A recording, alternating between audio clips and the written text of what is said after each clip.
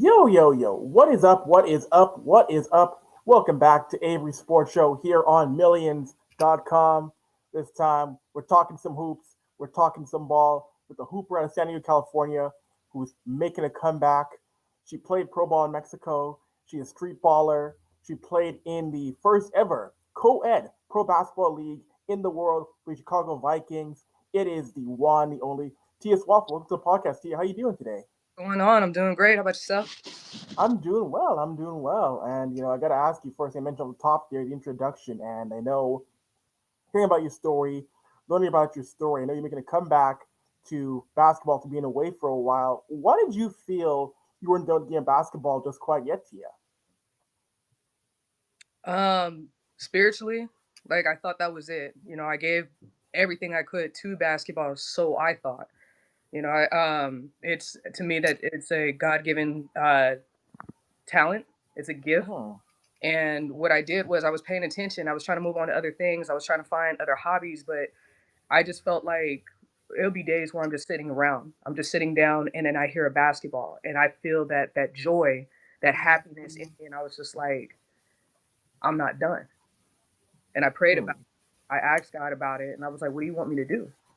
Most definitely, I'm not ready for coaching. I still have a, I still have a lot to get in that court because the last time I coached, it was for like Mar Vista, and as much as I wanted to run on that court, forgetting that I'm a coach, I wanted to run on that court like, "Oh, wait, hey, lock up," like, I had to, I had to do that part, but I'm not ready just yet. I just feel like there's a lot of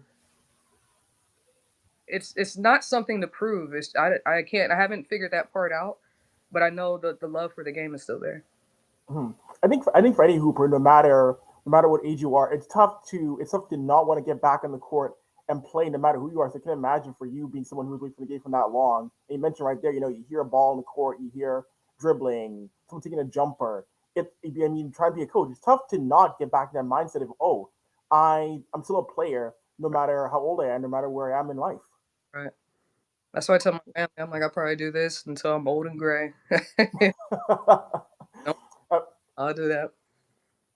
Of course, for yourself, your basketball journey is pretty cool. Can mention how top you played in different leagues. You played semi pro ball. You played pro ball in Mexico. You played in the global in the co-ed league. I want to go to that league. First of all, in 2019, you played for the Chicago Vikings in the Global Mixed Gender Basketball League, which was the first league to have men and women playing pro basketball together.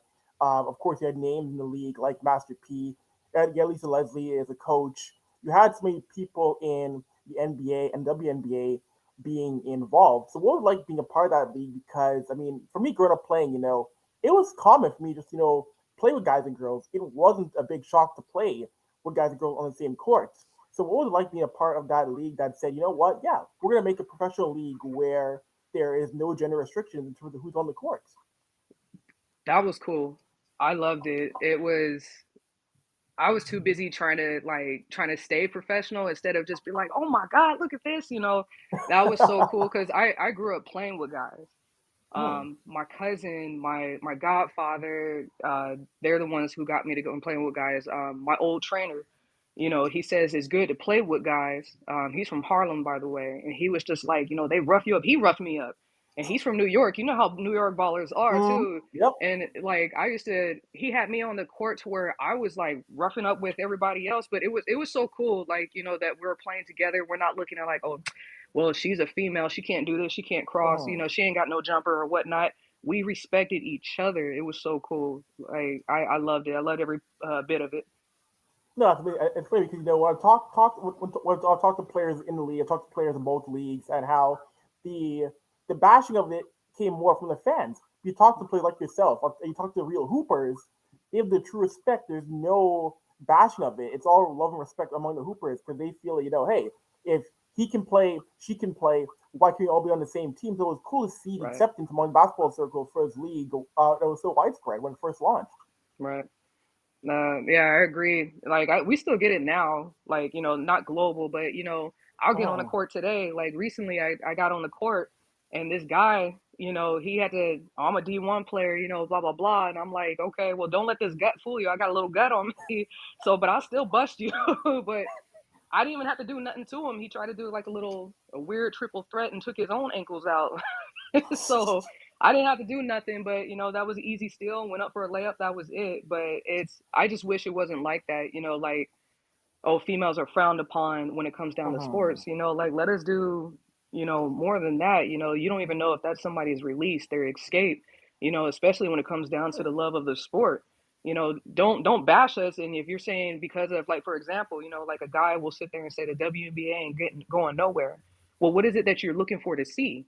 Well, the Mhm. female, you guys need to do this. Okay, well, listen to what you just said. Help us out. Teach us on that one. And if you want to see, like, hey, you need to be a little more aggressive on this end, okay, teach us that. Don't just bash us and say, oh man, this is a joke. Yeah, exactly. Yeah, I mean, and see women's basketball grow more and more. I love watching it Unrivaled. I love watching W expand more and more. And from your yeah. view, Tia, as someone who played at a high level and someone who tried out for the Sparks, what has it been like seeing the women's game grow and grow and grow more? To which which you're getting, you're getting expansion teams or expansion team deals that out of Portland and Toronto that are over $100 million. You're getting these massive TV deals. We're like seeing women's game grow to which becoming a major entity in basketball circles once again. Right. Yeah, what does it mean to you to see, the IL2, like women's March Madness? Like you got women's March Madness, you got some people watching what's going to happen with South Carolina, what's happening with USC. How cool is it to see people dedicated to watching women's tournament now, March Madness as well too? I think that's cool too. Honestly, it's man, how can I explain that? How seeing how just no matter what sports, Hmm. baseball, gymnastics. Yes. I think there's a women's hockey, but I mean, if they are, I Hmm. I support it. Like we're getting our foot in there too. We're getting our names out there and everything. But like I'm all for it. That's all I can honestly say. I'm all for it. Right. That's sick. Of course, I know for your career, you also played in Mexico. I know the big thing too in Mexico has always been that's a culture that's much more of soccer and baseball compared to basketball. I know they have a pro league down there. I know they got a team that plays in the G League now. But what was Yeah. like seeing what was like seeing women's basketball in Mexico? Like, what was the differences in your mind between women's basketball in Mexico and in the U.S. to you personally? I mean, besides the state, Mm-hmm. the difference, the culture and everything, that was the only thing that I saw different. The When I played, I mean, that was a free vacation. I guess from There you go. I got that was a free vacation. That's the only thing I saw different. Because when I got called on accident. There was a girl that got injured, and that Mm. was my first time.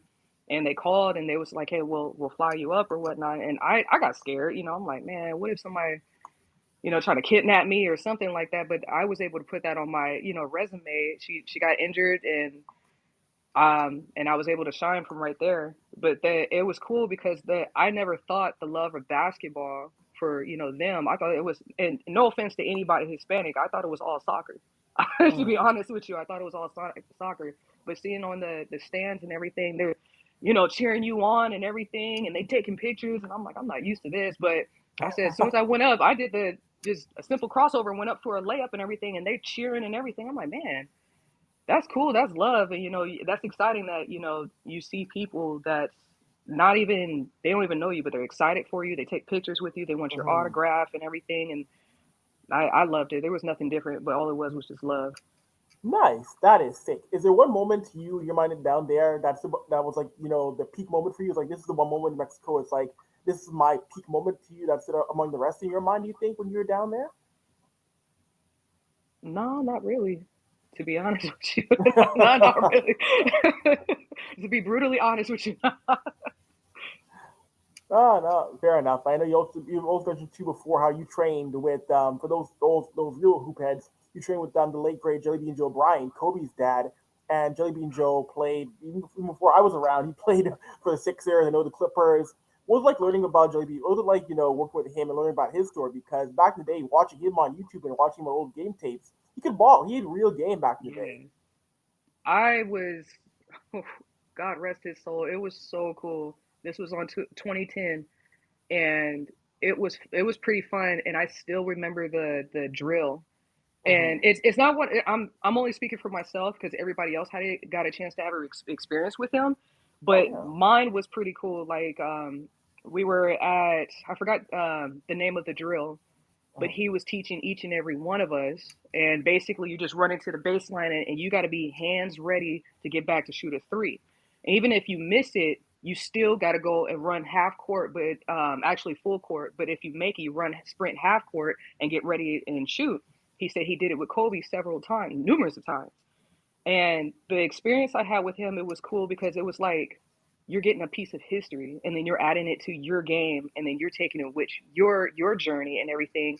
And I'm gonna let you know now because since I'm starting back up, I was gassed. I was with it. So I was just like, yeah, man. I was like, but this gonna build my stamina. It's good for me.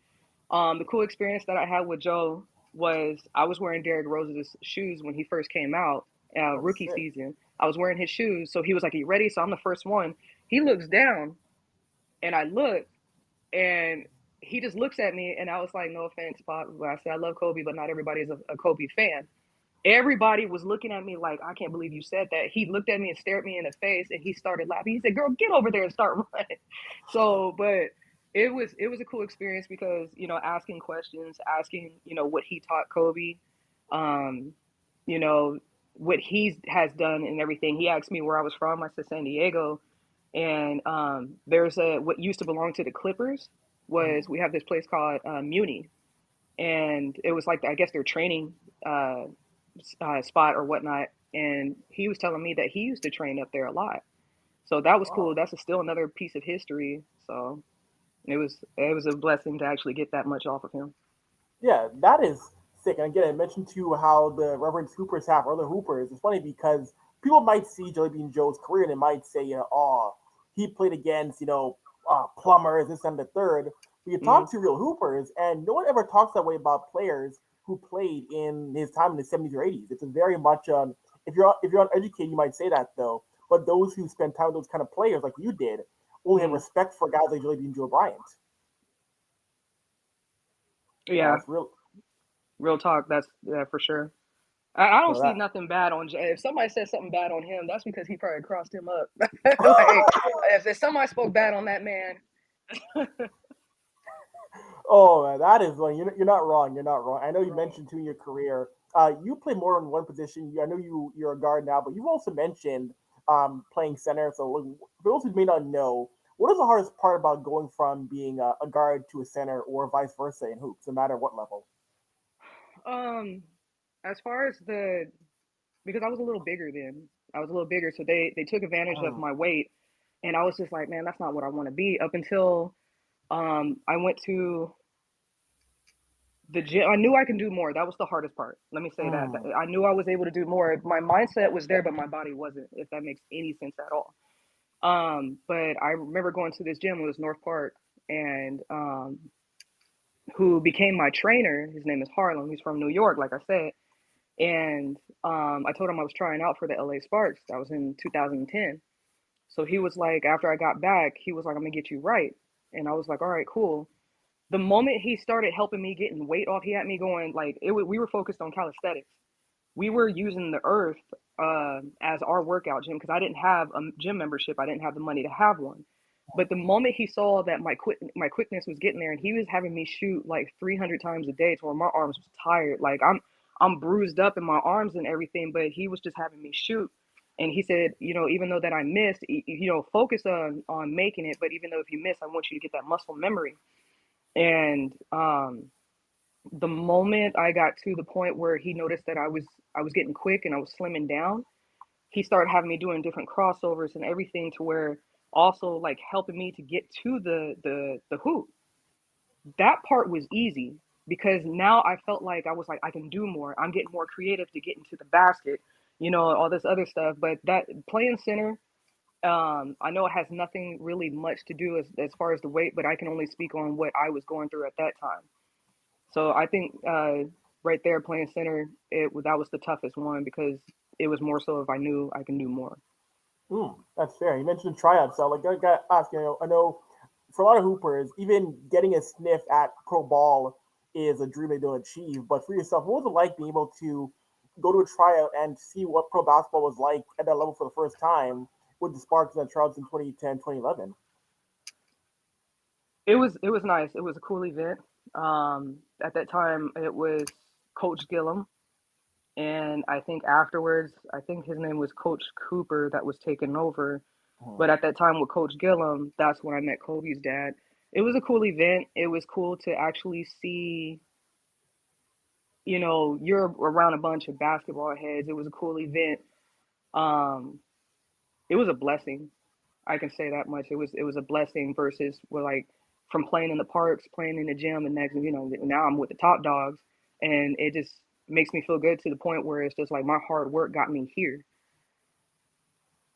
That's awesome. That is nice. Like, I know seeing your content, and you also been a street baller. I think everybody at some point when they hoop, at some point everybody is a street baller. But I know sometimes people say street ball, oh, it's not real. It's all tricks. It's not that. You should take that seriously. But what has it been like just to see street ball, command respect? Because I mentioned at some point in time, everybody played a part. Everybody was a street baller at some level. Yeah. So how do you feel about when people might try to decry street ball or say, oh, you can't take it further because it's not structured in a sense? I meant. I'm sorry. That's a hater. That's a hater. It is. That's a hater. I see. It is. Street. That's how we started. That's how we started. Oh man, that's a hater. It's street ball, Mhm. even if it's straight raw entertainment, like from Yeah. the straight games, man. It's just like, man, that just bothered me a little bit. For somebody to It's so say something like dumb. that especially like when street ball, it still continues to grow. Like I grew Yeah. up watching and one. That is Hmm. Me salute too. to all of them. But I grew up watching and one. Everybody was trying to copy hot sauce. Those are the same people who sit there and say, "Oh, street ball is a joke," but the next minute they're outside trying to do hot sauce move and trying to mimic everybody. Come on now. Um, and that's probably one of the ones that got crossed over by one of them for them to say it's a joke. Come on now. Um, no, I grew up imitating street ball like Mm. from and one, and to see the creativeness and everything, and everybody's like, oh, you're carrying, you're doing this and everything. I made sure I didn't carry. Sometimes I try to make up my own moves. I respect street ball. Like I will go back to those days. I would love to go back to those days where the gear and everything was so cool. um no, I got much respect for that. There ain't nothing wrong with street ball. No. And it's funny because when people want to say, oh, street ball, this and that, I watch Kyrie go out there. I watch Kyrie Irving go out there and pull off a pure street ball dribble to get through two defenders. And also people bashing him for that. Like, there's no beef on Kyrie doing that. Like, come on now. It's crazy because they pick and choose who they want to be mad at, and they're like, oh well, here comes LeBron. He doing the same. here comes here comes this person. Here comes man. As long as they're out there playing and they're not doing anything different from what they're doing on the court, when the ones they get paid for, like I have much respect. I would love to see it on the blacktop. I told myself, and I was just, I probably wouldn't play because my trainer had told me, like in Rucker Park, if you miss a layup, they would tell you to go sit down. No, you're not playing no more. But it was just, I would love to see where history started. I Hmm. told I told my mother, I said I could have sworn I was born in the wrong state. Because that's all New Yorkers do is ball. And I'm like, I was born in the wrong state. I need to get up there, but I would love to see a piece of history. No, of course. And you mentioned, I know, of course, you work with a Bone Collector, someone who's another street ball legend, and all those guys, like you mentioned, Bone Collector, Half Man, Half Amazing, AO, like, Hmm. what's being around, like, those Bone Collector, because he's someone where if you know your street ball, you've got love and respect for him and seeing what he did to help raise the profile of Blacktop game. Yeah, that's funny because as you mentioned that Bone Collector, he's like family to me. Like he took me in, the busiest out of his, like, obviously that man is busy, but took Mhm. me in and I didn't even have to play him. He dropped me where I stood. He was training me. I didn't have to play me. I was gassed. I was out of shape. I didn't realize, but he's like a big brother to me, and just to see his hard work, and he's older than me but still putting his body through it, and he's making sure he's healthy. He's like mentally and physically he has coached me, eat the right foods, this is what's going on. and like if you're gonna play this game, you got to give it your all and everything. And he was telling me something I already knew, but he was getting me back to, hey, I need to sharpen your mind up, if that makes sense, Mhm. and let you know, like, since you've been out, the game has changed.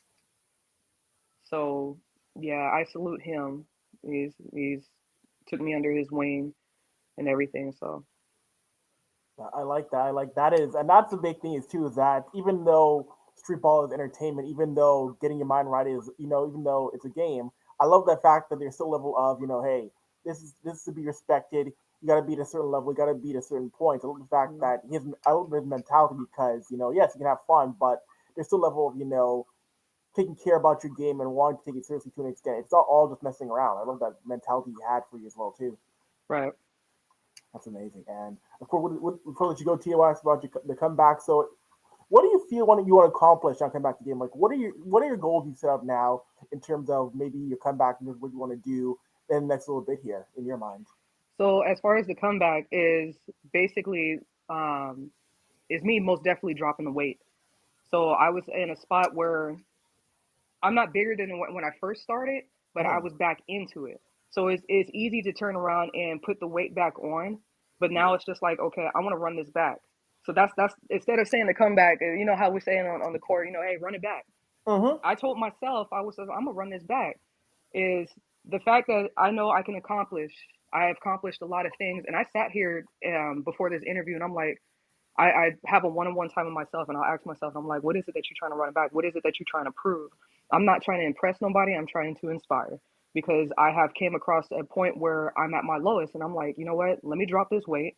What did I accomplish before, and what can I do to do better? Because once upon a time, I was trying to get my bunnies right and Mm-hmm. actually dunk. I stopped.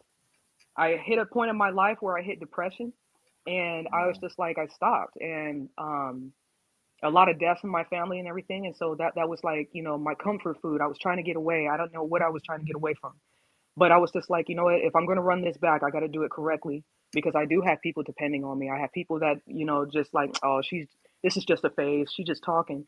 What, I got to get out of here first. And that's the strong part. I got to get out of here, and it's going to meet down to, my heart, and I'm like, okay, we're all lining up. So, but as far as the comeback, I'm going to do everything correctly. And once I drop this weight, I'm gonna go come after everything that I said. I'm not gonna tell too much. I gotta keep you guys on your toes.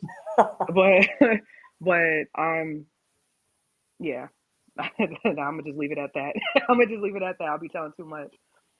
Hey, you know what? Fair enough. Yeah. Sometimes some things are better left, in the shadow. Some things are better left quiet until you're ready to talk Yeah. more. But Tia, hey, it was a blast having you on the show today. Hope I we can do it appreciate again it. sometime. This was a blast. All right. I appreciate you. Thank you. Awesome. Thanks, Tia.